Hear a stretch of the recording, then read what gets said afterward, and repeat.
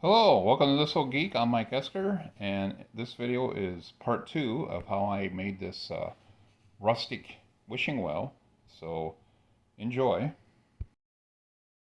Once I got it all covered with the stones that I made from air dry clay, I'm sanding it here because I'm trying to make this cardboard beam look like wood.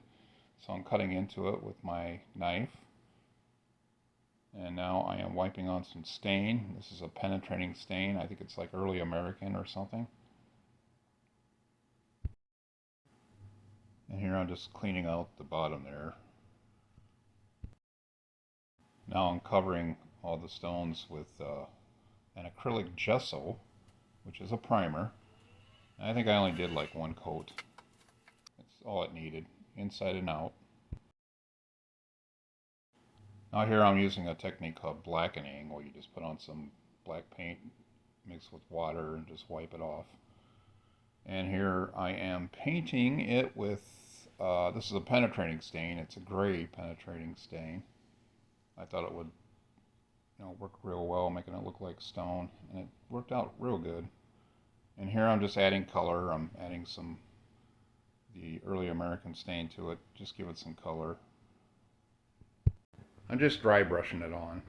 And here I'm adding some color with acrylic paints, reds and browns. And this is metallic icy blue, which I'm just putting it on thin, just enough to tint it.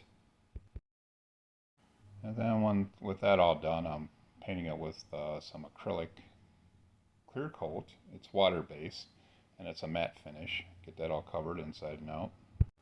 Here I'm cutting the bucket from a tube that I got from a roll of parchment paper. I think it's about an inch long. Let's cut it with my knife here. And I'm cutting out the bottom here. I'm going to glue that in place.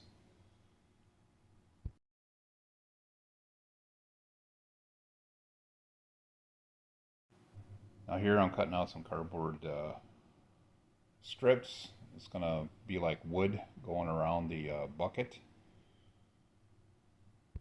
just to make it look like it was made out of old wood.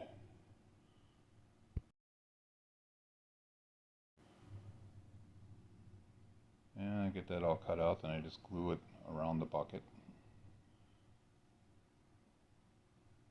And adding a little piece, and drilling a hole through there. That's where the handle's going to go. And this is like galvanized or stainless steel wire. I'm not sure which one. I'm just using that. And I just put a little piece of air dry clay for the handle. Then I paint it all with acrylic gesso. And I'm cutting into it to make it look like wood, just like I did with the beam. And I'm painting it with stain, which didn't really work the way I wanted it to, so I resorted to getting some brown paint and just painting it with the brown paint all the way around. And here I'm blackening it, and then it's just black paint and water, mostly water, and I'm just doing that inside and out. I paint it on and then I wipe it off right away. And here I'm tying the bucket up and getting it tied on there.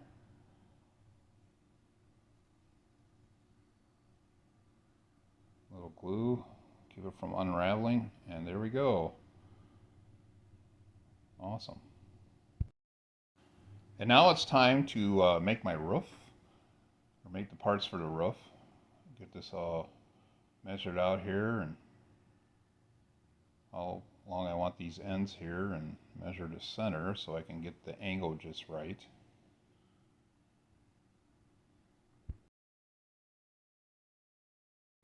Now I'm cutting a piece of cardboard that's just going to go across and hold those two ends on the top of the beam for the roof to go on. Just glue them on there like that. And then after that dries, I just glue the whole thing right on top. Now here I am measuring and cutting out some cardboard strips that I'm going to use as boards. They're going to be my boards that are going to go on either ends of the roof supports. Try to make it look like, it's wood. Just glue them on there like that all the way up on both sides. And then after it dries, I just cut the angle. And once again, I am using my knife to cut like the, I guess the grain you would call it. Now I'm wiping it with the stain, same stain I used before. Getting that all covered. And now I'm painting on the acrylic clear coat with the matte finish. And now it's time to make the roof.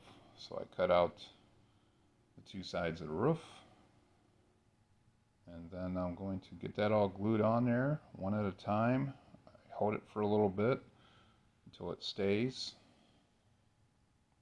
Get them both on there. Make sure they're nice and even. Hold them on there a little bit. And now it's time to make the shingles. I think I made the shingles like a 1/2 inch by 3/4 of an inch. A 1/2 inch wide and 3/4 of an inch long. And of course I'm using a cereal box here. And getting that all cut out.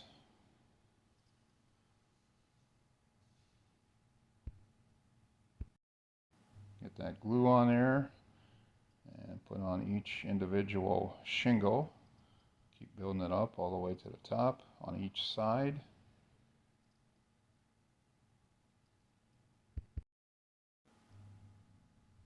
So I do a little trimming here with the scissors to make it nice and even. Here I'm making the caps, which are just shingles that I bent in the center lengthwise and glue them all the way across the roof.